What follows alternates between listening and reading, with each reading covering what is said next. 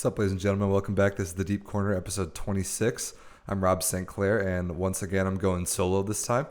I'm going to talk about a match, or go over a highlight video of a match that happened last year from the 2019 FIVB World Cup. On the men's side, USA versus Brazil.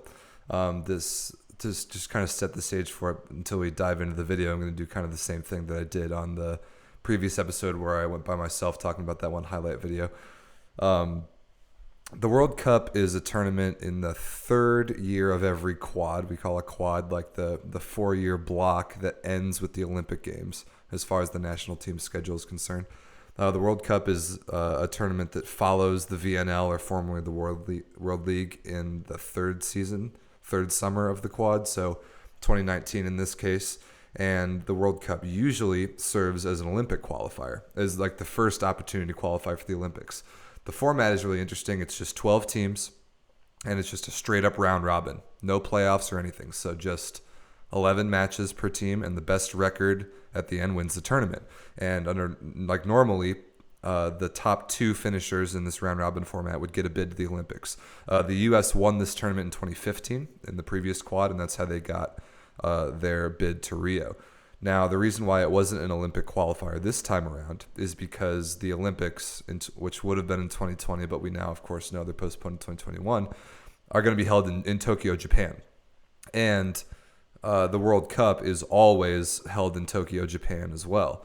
And Japan is not going to not play in their own event in the World Cup. So Japan playing in the has also already qualified for the Olympics in Tokyo as the hosts. And part of the rule of how Olympic qualifiers work is if a team that's already qualified for the Olympics is in a tournament, that tournament then cannot be an Olympic qualifier. So because just this one year, the Olympics are in Tokyo and the World Cup is always in Tokyo, and Japan is playing in both, they couldn't use the World Cup as an Olympic qualifier, and instead they had to run a series of continental Olympic qualifiers, one of which the U.S. came out of, and then Canada was the other team to come out of North America in those. So a little bit of a different qualification story for the Olympics, this quad, and what that ends up meaning for the World Cup's sake is that there really just isn't that much on the line. So like these teams are just playing kind of for bragging rights and a little bit of the prize money in that round robin format. So it was an interesting display of coaching strategy and roster decisions throughout this whole tournament. Brazil goes on to win this tournament because they played almost the entirety of their Olympic caliber roster the whole time.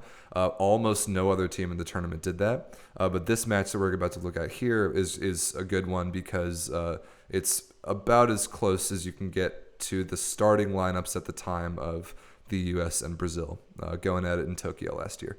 So this is from the FIVB's YouTube channel. It's like an 8-minute highlight video that we'll go over, and I'll talk about the volleyball that's going on. I'll talk about the teams. I'll talk about the commentary.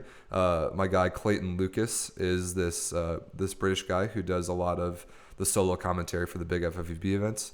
So he's on the mic for this one. Very different style than Paul Sunderland, who's the guy that we talked about in the last kind of broadcasting analysis.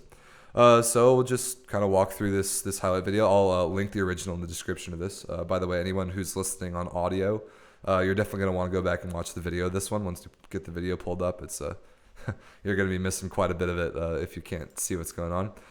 So without further ado, let me switch over here and let's check out the first couple plays. It's Brazil in their home strip against the USA in theirs, and what a start. Well, that's just...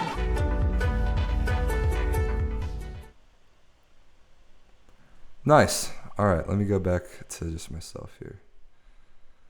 Yeah, cool ending to that match.